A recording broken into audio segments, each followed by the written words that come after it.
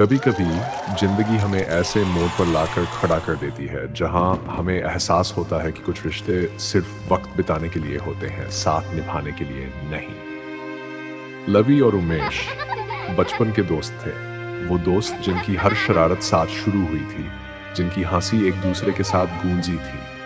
छोटे छोटे सपने थे उनके, गलियों में दौड़ना, ठेले पर पानी पूरी खाना, स्कूल के बाद घंटों बातें करना। उमेश हमेशा कहता था, भाई भाई जब मेरे अच्छे दिन आएंगे तब मैं तुझे भी राजा बना दूंगा। लवी को उस पर पूरा भरोसा था, लेकिन शायद कुछ वादे सिर्फ कहने के लिए होते हैं, निभाने के लिए नहीं। वक्त बदला, उमेश के सपने बड़े होते गए। विदेश जाना, अमीर बनना, बड़ी बड़ी गाड़ियों में घूमना, बस यही सब उसके दिमाग में था। लवी, उसे इन सब से कोई फर्क नहीं पड़ता था। वो खुश था, छोटी छोटी खुशियों में अपने अपनों के साथ। फिर एक दिन बिना कुछ कहे, बिना एक बार पलट कर देखे, उमेश चला गया। ना कोई फोन, ना कोई मैसेज, बस यूं ही गायब हो गया। लवी इंतजार करता रहा, शायद कभी कोई कॉल आएगा, शायद कभी वो कहेगा, भाई मैं जा रहा हूं। लेकिन वो दिन कभी नहीं आया। लोग ताने मारते रहे, देख तेरा दोस्त तुझे छोड़कर चला गया, अब तो वो तुझे पहचानने भी नहीं आएगा। लवी चुप था, पर अंदर से कुछ टूट रहा था। और फिर उसने एक फैसला कर लिया, अब मुझे किसी को कुछ साबित नहीं करना, बस खुद को साबित करना है। उसने खुद को बदलना शुरू किया। पहले खुद को बेहतर बनाया, फिटनेस पर ध्यान दिया, जिम जाना शुरू किया, धीरे धीरे मॉडलिंग की दुनिया में कदम रखा। छोटे छोटे विज्ञापनों से शुरू हुआ सफर, फिर बड़े ब्रांड्स के मॉडलिंग असाइनमेंट, फिर फिल्में, और देखते ही देखते वो एक जाना माना नाम बन चुका था। आज उसका नाम ग्लोबल लेवल पर गूंज रहा था। दुनिया की सबसे बड़ी कंपनियां उसके साथ काम करने के लिए तैयार थी। वो सिर्फ एक स्टार नहीं, बल्कि एक बिजनेस टाइकून भी बन चुका था। उसकी सफलता अब एक कहानी बन चुकी थी, जिसे लोग मिसाल की तरह सुनाते थे। आज उसका नाम ग्लोबल लेवल पर गूंज रहा था। दुनिया की सबसे बड़ी कंपनियां उसके साथ काम करने के लिए तैयार थी। वह लाखों नहीं, बल्कि बिलियंस की कंपनियों का मालिक बन चुका था। उसका आलीशान बंगला बेवरली हिल्स में था। लंदन, दुबई, इटली जैसी दुनिया की सबसे महंगी जगहों पर उसके पेंट हाउस और प्राइवेट विला थे। उसके पास रोल्स रॉयस, बुगाटी, बेंटली जैसी लग्जरी गाड़ियां थी। लेकिन सिर्फ गाड़ियां ही नहीं, उसके पास प्राइवेट जेट्स थे, जो दुनिया के किसी भी कोने में उसे चंद घंटों में पहुंचा सकते थे। बिजनेस वर्ल्ड में भी उसका सिक्का चलता था। वह सिर्फ एक स्टार नहीं, बल्कि एक बिजनेस टाइकून भी बन चुका था। एक ऐसा नाम जिसे पूरी दुनिया जानती थी। आज का दिन बेवरली हिल्स, कैलिफोर्निया, एक भव्य रेड कारपेट इवेंट। हर तरफ कैमरों की फ्लैश, लोग सिर्फ उसे देखने आए थे।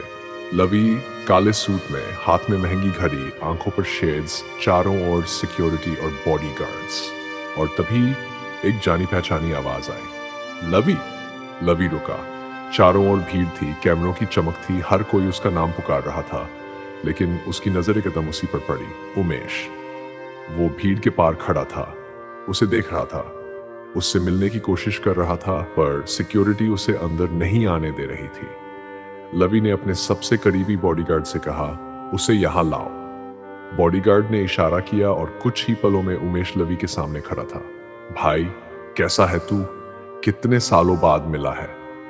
याद है हम ऐसे करते थे, वैसे करते, बचपन की सारी यादें भाई, तुझे कैसे भूल सकता हूं। लवी ने उसे देखा। कुछ पल के लिए चुप्पी छा गई। फिर लवी ने धीरे से कहा, भूला मैं नहीं था, भूला तू था। और ये तू भी अच्छे से जानता है। उमेश की आंखों में शर्मिंदगी थी। गलती हो गई भाई, मुझे माफ कर दे। लवी हल्का मुस्कुराया। गलती तेरी नहीं थी उमेश, गलती मेरी थी, क्योंकि मैंने तुझ पर भरोसा किया था। मैंने तुझे अपना दोस्त नहीं, अपना भाई माना था। इतना ना कहकर उसने अपने शेड्स लगा लिए। बॉडीगार्ड्स ने छाता खोल दिया। मैनेजर ने आगे बढ़कर कहा, सर हमें अगली मीटिंग के लिए निकलना होगा। और तभी रोल्स रॉयस की पिछली सीट का दरवाजा खुला, एक लड़की उतरी। लेकिन कोई आम लड़की नहीं, दुनिया की सबसे मशहूर, सबसे महंगी और सबसे ग्लैमरस सुपरस्टार। वो जिसे देखने के लिए लोग दीवाने थे, वो जिसकी एक झलक पाने के लिए दुनिया पागल थी। वो धीरे धीरे लवी की तरफ बढ़ी।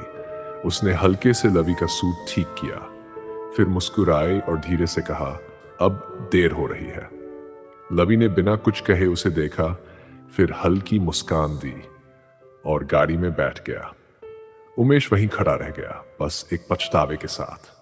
गाड़ी में बैठते ही लवी की आंखों में फिर से पुरानी यादें तैर गईं।